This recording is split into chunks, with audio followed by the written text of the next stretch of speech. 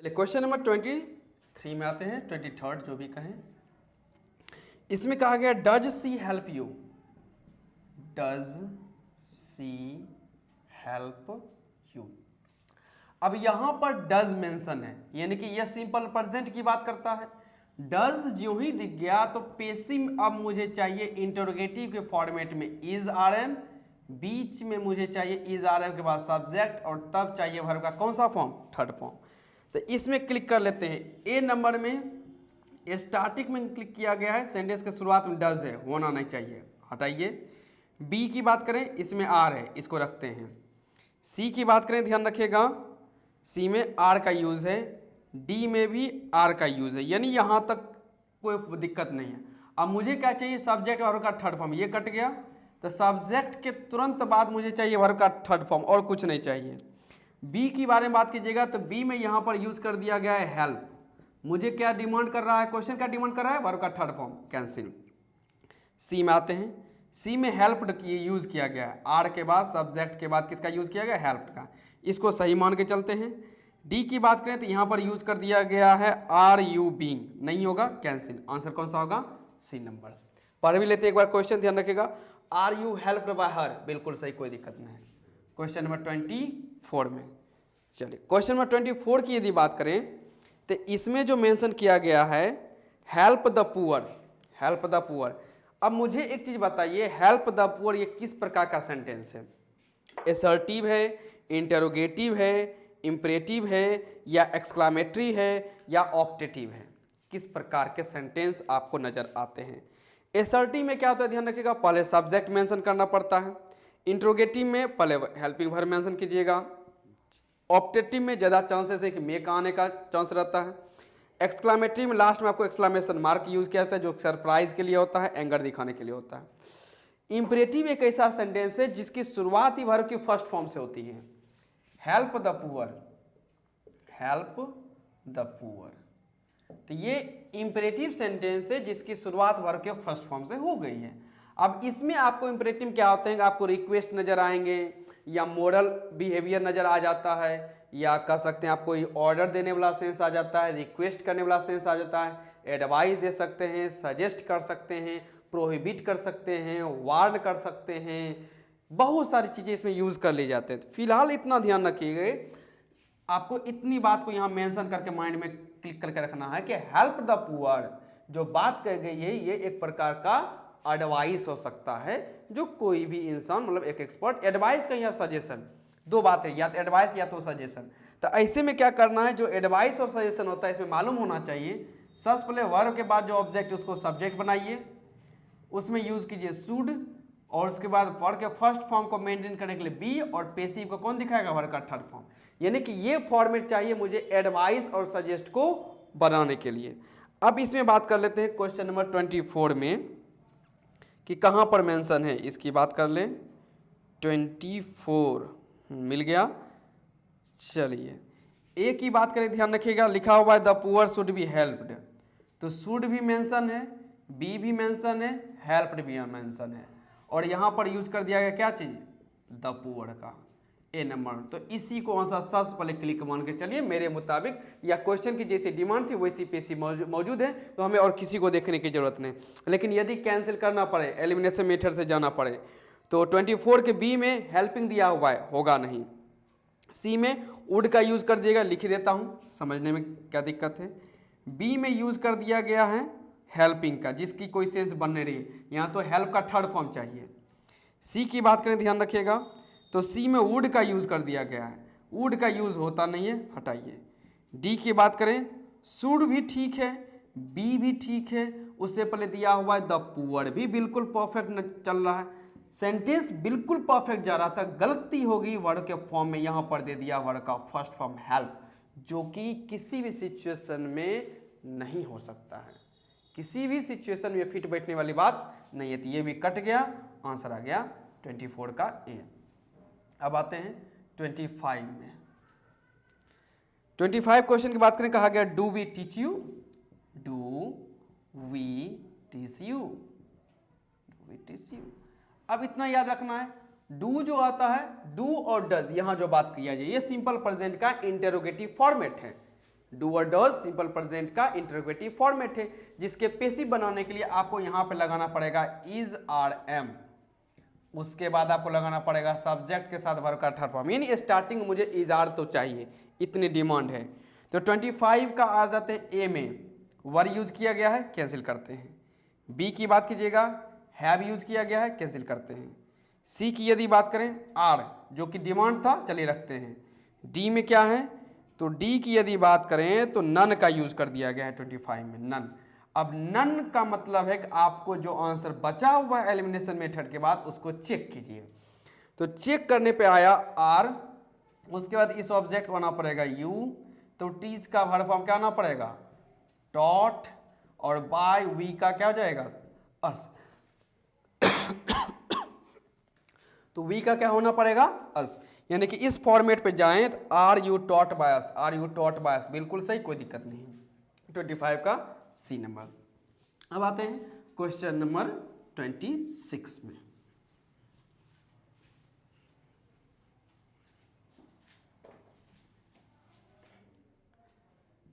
Twenty 26 की बात कर लेते हैं। तो 26 में यूज किया गया है you do not eat bread, you do not eat bread.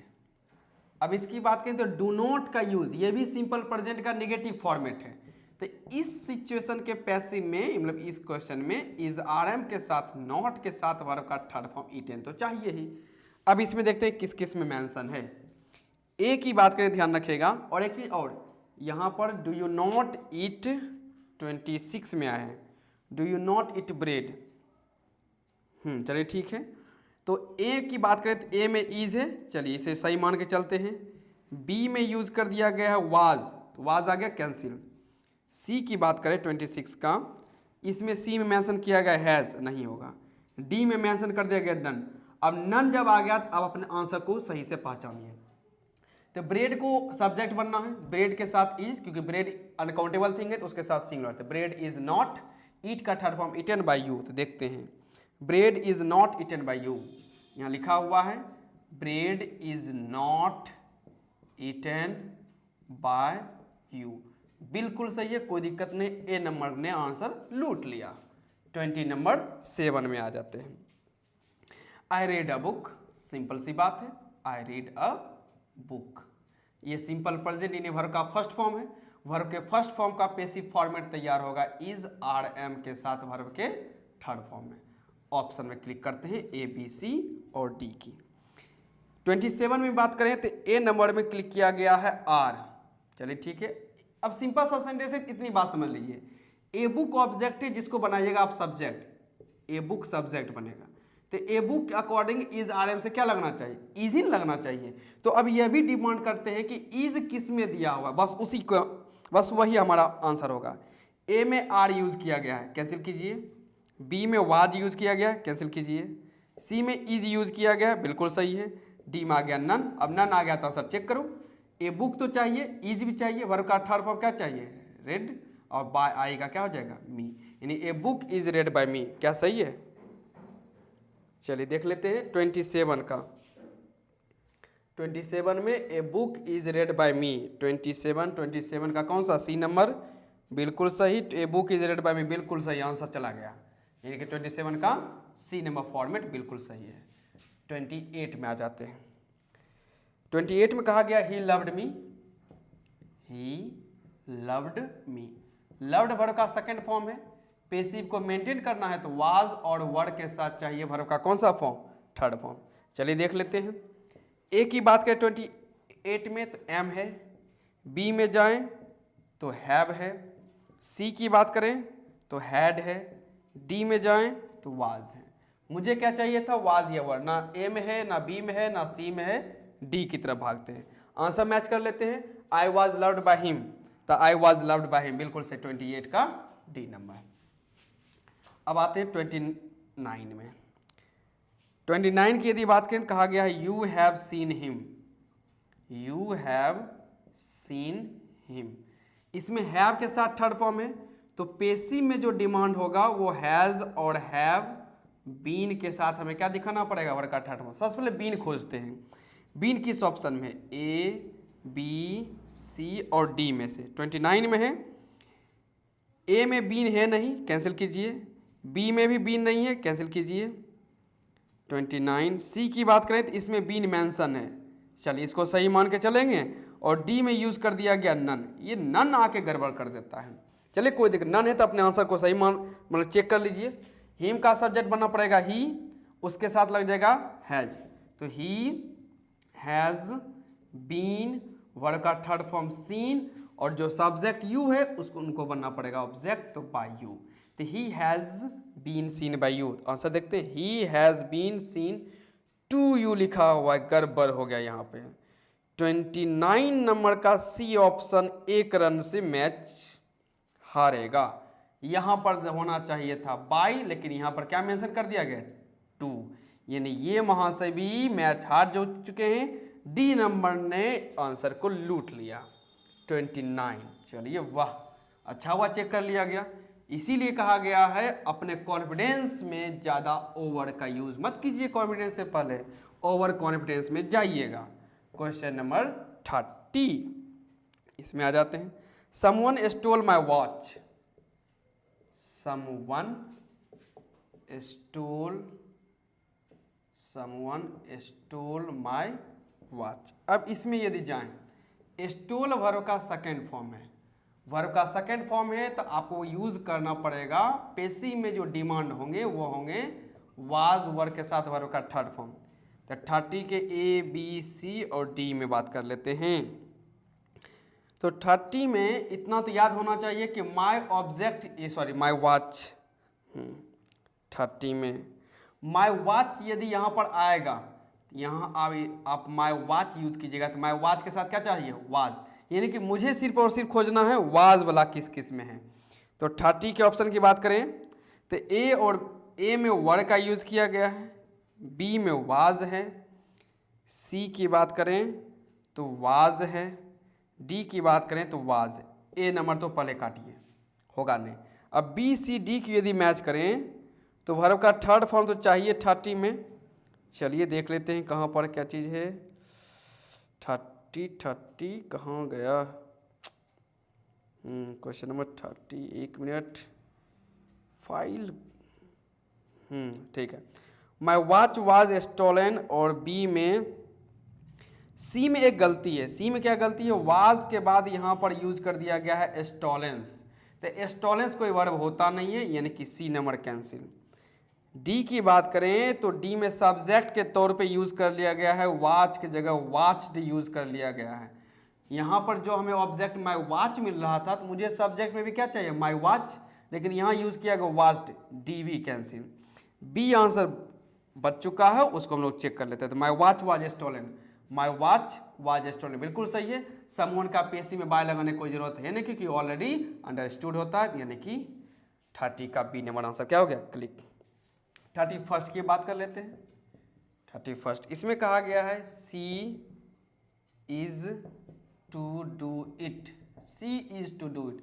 अब यहाँ जो आ चुका है 2 प्लस वर्ब का फर्स्ट फॉर्म, तो ये ध्यान रखिएगा इम्परेटिव का बन जाता है पेसिव। तो हमें जी ध्यान रखिएगा, जब भी आपको एक्टिव वॉइस में 2 के बाद वर्ब का फर्स्ट फॉर्म नजर आए तो पेसिव में 2 के बाद हमें क्या दिखना चाहिए, बी, और तब दिखना चाहिए वर्ब का थर्ड फॉर्म। तो यानी 2 बी और वर्ब का थर्ड फॉर्म आपको आंसर में खोजना है। चलिए ऑप्शन में देखते हैं। 31 में 2 बी, ए में 2 बी डन, चलिए ठीक है मान के चलते हैं। बी में 2 बी डू कर दिया गया, डू नहीं डन चाहिए, हटाइए इसको। 31 सी में यदि बात कीजिएगा ध्यान रखिएगा 2 बी डन तो मौजूद है, लेकिन इट के साथ यूज कर लिया गया है आर, इट के साथ आर यूज नहीं होता है, कैंसिल कीजिए। डी की बात करें it is to be done, यहाँ पर तो ठीक है, इज टू बी डन, यहाँ तक तो सही आ गया, यानी ए और डी में, ए और डी का आंसर मैच कर लेते हैं। इट इज, लेकिन एक चीज ध्यान रखिएगा, it is to be done by her, it is to be done by him. यहाँ पे सब्जेक्ट के तौर पे सी है, तो मुझे ऑब्जेक्ट में क्या चाहिए, बाय हर, क्या चाहिए, बाय हर। तो बाय हर किस में है, 31 नंबर का ए नंबर ऑप्शन कट जाएगा, क्योंकि इसने यूज कर लिया है बाय हिम, यानी ये भी मैच हार चुका है। डी नंबर में आते हैं तो it is to be done by her बिल्कुल सही है, कोई दिक्कत नहीं, 31 आंसर क्लिक हो जाएगा। चलिए एक क्वेश्चन और देखते हैं, एक क्वेश्चन का भी और देखना है। चलिए इसको तब तक मैं इरेज करता हूँ।